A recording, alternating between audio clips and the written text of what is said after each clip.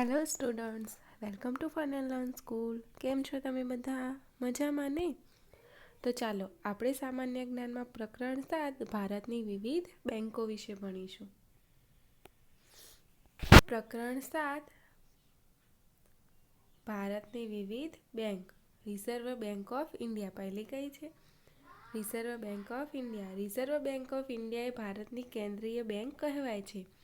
દરેક બેંકે આરબીઆઈના નિયમોનું પાલન કરવું ફરજિયાત છે.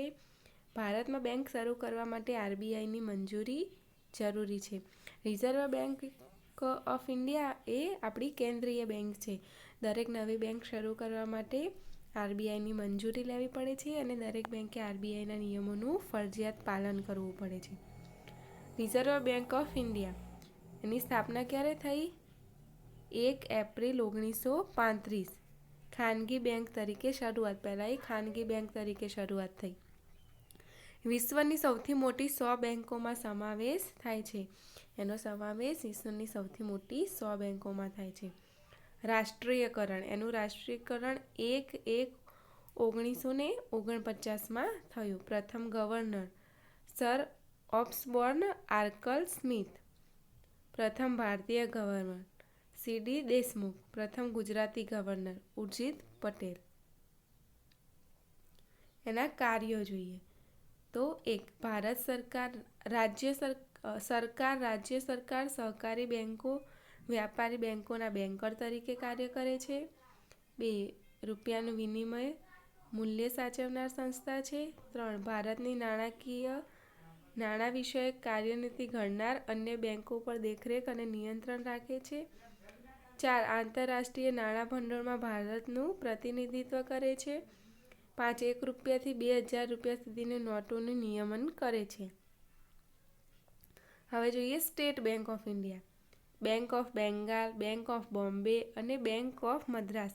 આ 3 બેંક ભેગી થઈને ઇમ્પિરિયલ બેંક ઓફ ઇન્ડિયાની રચના કરવામાં આવી.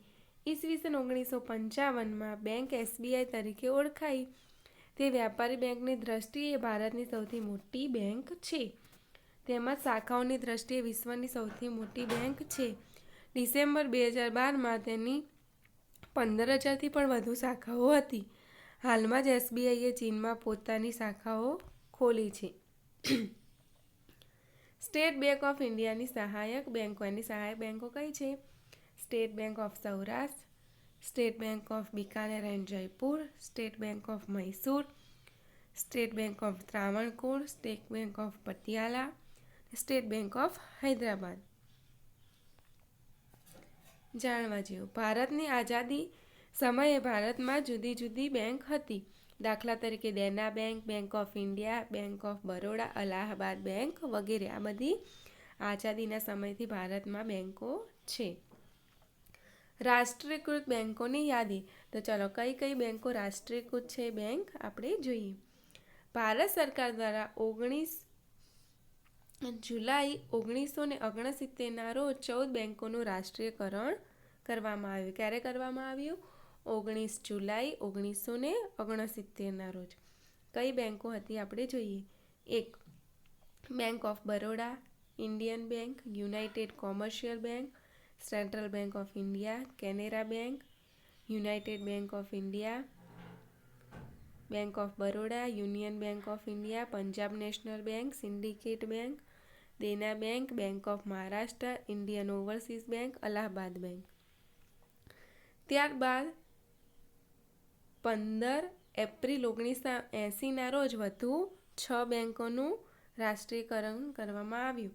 ની bank of India, oriental bank of commerce, Vijaya bank, Andhra bank, corporation bank અને પંજાબ એન્ડ સિંધ બેંક. જાણવા જેવું. ઈસવીસન 1993માં ન્યૂ બેંક ઓફ ઇન્ડિયા અને પંજાબ નેશનલ બેંક ભેગી કરી દેવામાં આવી. આમ કરવાથી ભારતની રાષ્ટ્રીય બેંકોની સંખ્યા 20માંથી 19 થઈ ગઈ છે. ખાનગી ક્ષેત્રની બેંક. તો હવે જોઈએ આપણે ખાનગી ક્ષેત્રની બેંક. ભારત રિઝર્વ બેંક ખાનગી ક્ષેત્રની બેંકને પણ મંજૂરી આપેલ છે. એની મુખ્ય બેંકો આ છે. તો રિઝર્વ બેંકે ખાનગી બેંકોને પણ મંજૂરી આપેલી છે. તો ખાનગી બેંકો જોઈએ આપણે. Axis Bank, ICICI Bank, Federal Bank, Bandhan Bank, Jammu Kashmir Bank, Yes Bank, HDFC Dena Bank, HDFC Bank, Kotak Mahindra Bank. હાલમાં ભારતમાં ખાનગી ક્ષેત્રની 20 બેંકો છે. સ્ટેટ કોઓપરેટિવ બેંક, તો ભારતના લગભગ દરેક રાજ્યમાં સ્ટેટ કોઓપરેટિવ બેંકની સ્થાપના કરવામાં આવી છે. ગુજરાતમાં the Gujarat state cooperative bank છે, જેની મુખ્ય શાખા અમદાવાદમાં આવેલી છે. જાણવા જેવું, જિલ્લા કક્ષાએ ડિસ્ટ્રિક્ટ ઓપરેટિવ બેંકો કાર્યરત છે. દાખલા તરીકે અમદાવાદમાં અમદાવાદ ડિસ્ટ્રિક્ટ કોઓપરેટિવ બેંક, ભાવનગરમાં ભાવનગર ડિસ્ટ્રિક્ટ કોઓપરેટિવ બેંક. ગ્રામીણ બેંક,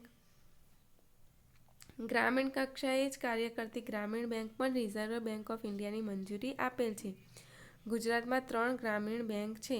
દેના ગુજરાત ગ્રામીણ બેંક, બરોડા ગુજરાત ગ્રામીણ બેંક, સૌરાષ્ટ્ર ગ્રામીણ બેંક. તો આજે આપણે બેંકો વિશે ભણ્યા.